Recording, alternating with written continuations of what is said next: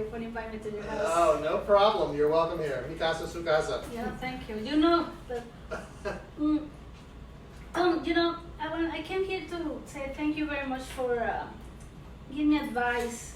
When I met you in January, I was looking for, you know, what is all this about the board, and you explained me so many things.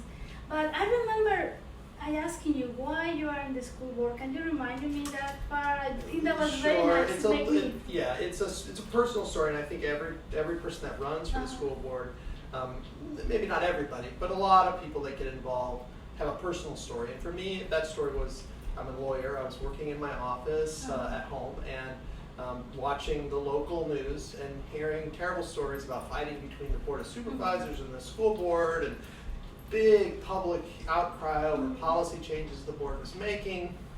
And my impression was that the governance of the board was not very good, and that they really needed professionals with professional backgrounds and experience to be on the school board, who had children in the school. I've had 4 children, all have gone through Fairfax County Schools, and so I was complaining to someone, and that someone had been a former board member. I didn't know it, and she said, "Why don't you run?" Absolutely. So one of the things I met somebody that know you very well. This lady told me that you helped her with the issues of the towers in Cross. Oh, right. What is this? Crossfield Elementary. Crossfield Elementary. Right. And one of the things that she was talking highly about you, and I was so surprised because she said, you know, Tom, I went with my school board member here in Hunter Mill. She never listened to me. I tried. I sent emails. I sent emails to all the school board. The only person who sit down with me to talk was Tom. So that story actually goes back to very early in the time I was on the board. Members of the Crossfield community in Sully District has about half the students at Crossfield. And parents were coming to me saying, "Hey, what can you do to help us with this cell tower problem?" And the problem, just in really short form, is that a developer wanted to install a cell tower that would have placed it directly above the kindergarten playground. Oh, wow. And maybe the first graders were there too. Yes. But the parents were outraged, and they felt that nobody on the board was listening to them, that there was no way to object to having a cell tower put onto the school property in that location. And they came to me, and I was able to help them, mostly just through persistence and really penetrating the bureaucracy at Fairfax County Public Schools and the process through zoning to help get that project tabled, and so it's no longer planned for installation at Crossfield. So after talking with this lady, it was very kind, and he told me you really care and you listen. I think listening is one of the qualities that a school board should have. Yes, yes. Well, not just listening, understanding, and then actually reacting. So we do a fair amount of listening sessions, and we allow people to speak.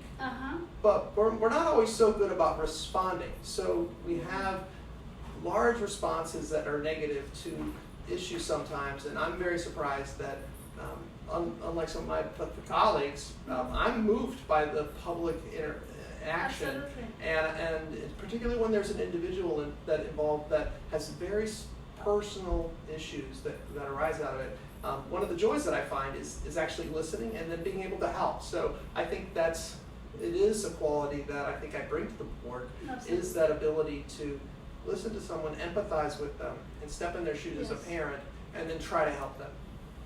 So that thing is come back to me, and I really appreciate whatever you have done for so many years. And listen to the parents, that somebody in the board is listening is important.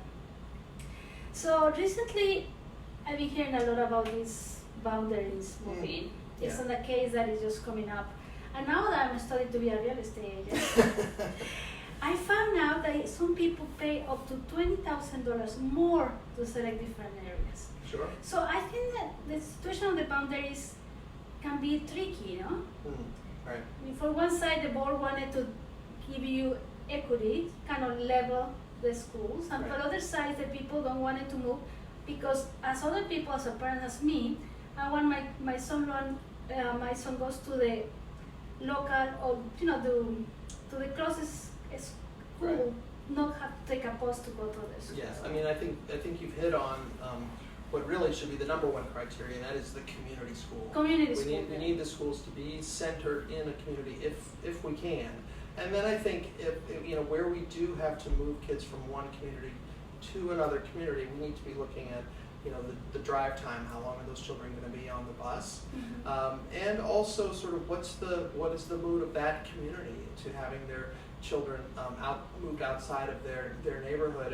And sometimes it may seem like if you're just looking at the numbers it makes sense to move children, Yeah. but really it doesn't make sense because there's a long history for that community to be going to a certain school. Mhm. The families in the community are very engaged and involved with the school, and they don't want that change to happen for very good reasons, which really go to the heart of their probably biggest decision of their life. That's buying a home in a community.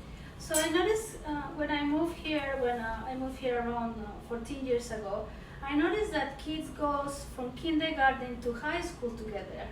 So, yeah. Many of them, and that is something that it was important for many Yes. people. I want my kids go together, stay together, because Right. we know the neighborhood and everything. So Yeah, and that's a criteria that they use. We call it split feeder. So if there's a feeder elementary school, maybe the kids split off to two. Mhm. We try to limit the splitting off of kids from the same community to two different middle schools. But I mean, Fairfax County is such a large county with so many special programs Yes. that we do move kids because maybe they want to be in immersion, or maybe they're they have a special need of some kind, or advanced academics. We do some of this moving of children around. So some of it is actually in response to what the county can offer.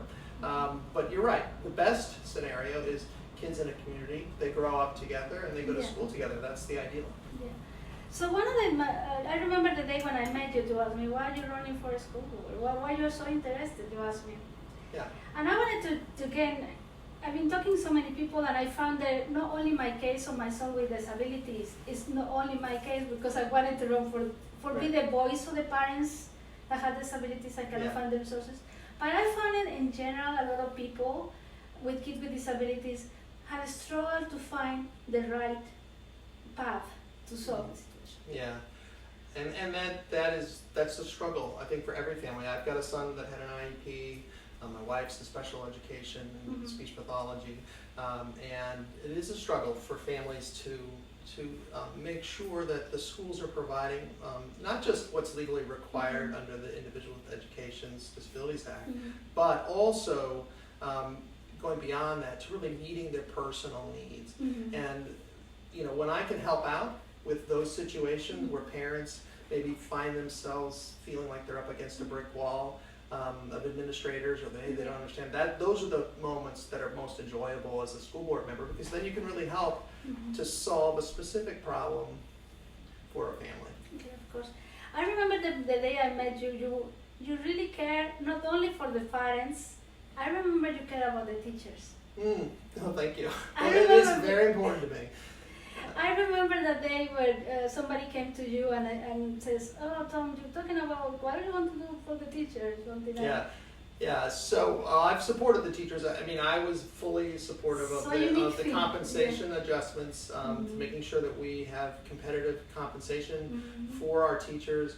I also voted to protect the existing pension promises that we've made to teachers, Yes. and also supported the substitute pay, which had been really dramatically reduced and was causing the school system not to be able to get Mhm. the most qualified substitutes to come out of their retirement to help out in supporting schools, and restoring some of that was a big win, I think, for those substitute teachers. But there's more to do, because teachers, they oftentimes can't afford to buy a house in Fairfax County. Yeah, you mentioned that, And they're- remember? They're The daycare you mentioned, remember? What's that? Sometimes the teachers had to pay daycare. Yes, of course, yeah. So they have difficult commutes. It's very expensive to buy a community, and it's important that we continue to be creative to meeting teachers' needs, so that we can hire the very best, Exactly. and then train them, keep them, and then ultimately retire them. Because those teachers, I always tell people, you can have a great school if you have great teachers. And if we can't keep our teachers, that's a serious, serious problem.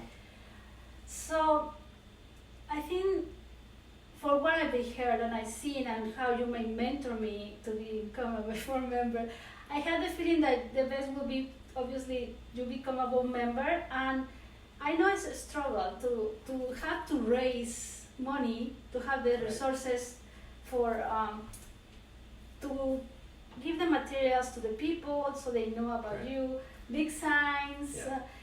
So I think one of the things we wanted to tell people today is the importance to support. Yeah, I mean, and in this case, we're asking people to give us a little money. Yeah, well, and there's a way you can support outside of money, but you know, contributions are important because every sign, every advertisement, your website, if you need to hire somebody to help you with your campaign, all of these things cost money, and all of the local campaigns are in some ways are very much like much larger campaigns because we have over 1 million people in Fairfax County, over 700,000 registered voters in Fairfax County. Each district is quite large, and to get the message out to the districts takes effort, money, individual volunteer service hours, you know, people to write, and it's just a big effort. So if folks want to help my campaign, it's Tom Wilson for the number 4 schoolboard.com. That's Tom Wilson for schoolboard.com.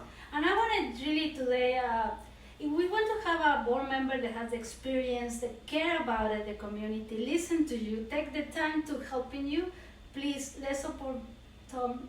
Because without Tom, the things are going to be so good. So I'm asking you today, after you watching us here, to